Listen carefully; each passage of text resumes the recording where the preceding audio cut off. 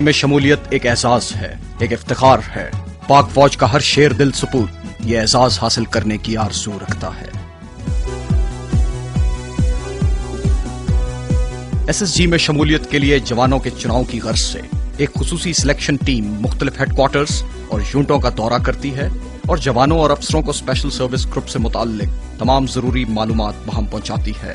انہیں بتایا جاتا ہے کہ عشق کا یہ سفر کتنا کٹھن ہے، کتنا صبر آزما اور کتنا طویل ہے، جس میں گہری کھائیاں، دشوار گزار گھاٹیاں، بلند و بالا پہاڑ، پرخطر جنگل، بکھرے ہوئے دریا، برف زار موسم کی شدت اور لمحہ لمحہ موت کی آنکھوں میں آنکھیں ڈال کر دیکھنا، جس کے لیے سرفروشی اور جانثاری کا جذبہ بھی چاہیے اور تندرست و توانا جسم بھی، جو خطروں سے پنجہ آزمائی کا حوصلہ رکھتا ہو۔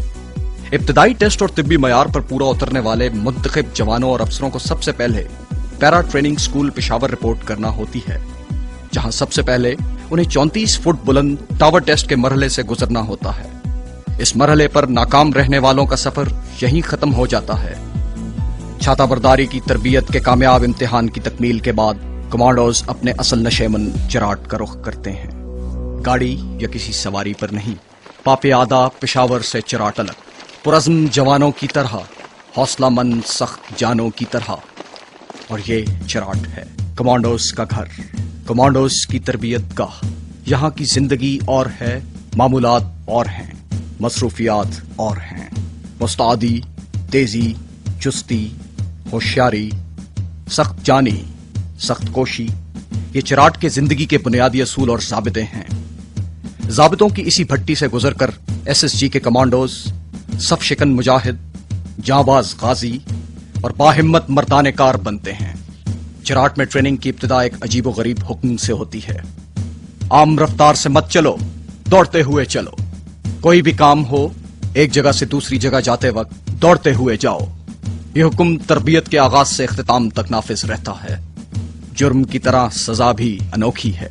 چراٹ سے 7 کلومیٹر دور چھپری گاؤں تک 30 پاؤنڈ وزنی پٹھو لگا کر پیدل جانا اور پیدل آنا۔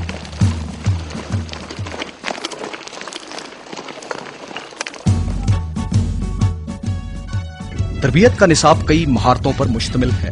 جوڈو کراٹے یہ وہ فن ہے جو مد مقابل کی طاقت کو اس کے خلاف استعمال کرنے کا ہنر سکھاتا ہے۔ دست بدست لڑائی میں پہلکاری اور اس فن پر عبور ایک اچھے کمانڈو کے لیے لازمی ہے۔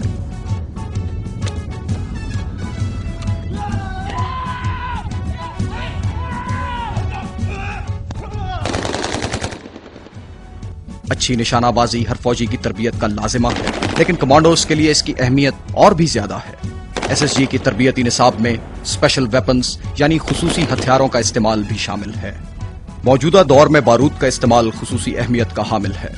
ایس ایس جی کے جوانوں کو بارود کے استعمال کی بنیادی تربیت دی جاتی ہے، پھر عمومی کورس کی تکمیل کے بعد اسپیشلائزڈ بارود کے استعمال کی تربیت دی جاتی ہے۔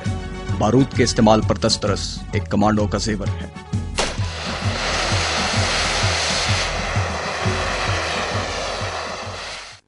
خراب موسم اور اندھیرا ایک اچھے کمانڈو کا دوست ہوتے ہیں۔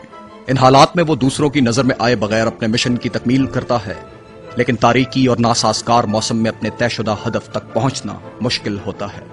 اس کے لیے کمانڈوز کو نیویگیشن کی خصوصی تربیت دی جاتی ہے۔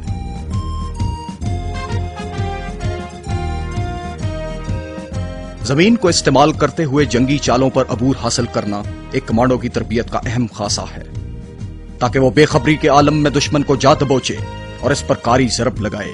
اسے کمانڈوز کی اصطلاح میں فیلڈ کرافٹ کہا جاتا ہے۔ کمانڈو کے لیے مشکل ترین حالات میں زندہ رہنا اور اپنا مشن پورا کرنا تربیت کا بنیادی جوہر ہے۔ انہیں ایسے حالات پیش آ سکتے ہیں کہ کوئی طبی امداد میسر نہ ہو، کھانے کو خوراک اور پینے کو پانی نہ ہو۔ ان حالات میں کمانڈو کے لیے زندگی برقرار رکھنا ایک کٹھن کام ہوتا ہے۔ ایسے حالات میں کئی دنوں تک زندہ رہنے کے لیے کمانڈوز کو سروائیول رینج پر خصوصی تربیت دی جاتی ہے۔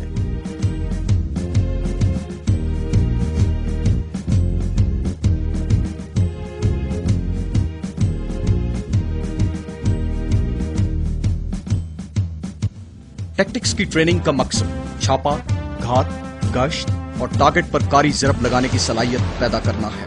ہدف متحرک ہو یا ساکن، ایک اچھے کمانڈو کی ضرب سے نہیں بچ سکتا۔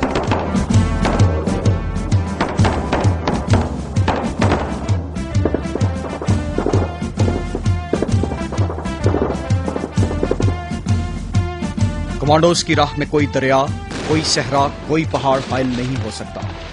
चराट में एसएसजी की ट्रेनिंग के दौरान माउंटेन क्राफ्ट पर खास तवज्जो दी जाती है, जिसका मकसद हर किस्म की पहाड़ी रुकावटों, क्रेविस क्रॉसिंग और रैपलिंग में महारत फराहम करना है। छाता बरदारी की ट्रेनिंग कमांडोज की तरबियत की सबसे अहम कड़ी है, जो एसएसजी को बाकी मुसल्लह अफवाज से मुमताज करती है।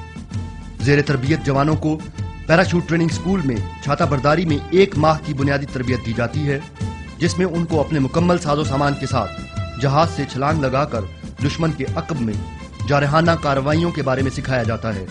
बाद में मुंतखब जांबाजों को फ्री फॉल, जंप मास्टर और पाथफाइंडर जैसे एडवांस्ड कोर्सेज भी करवाए जाते हैं।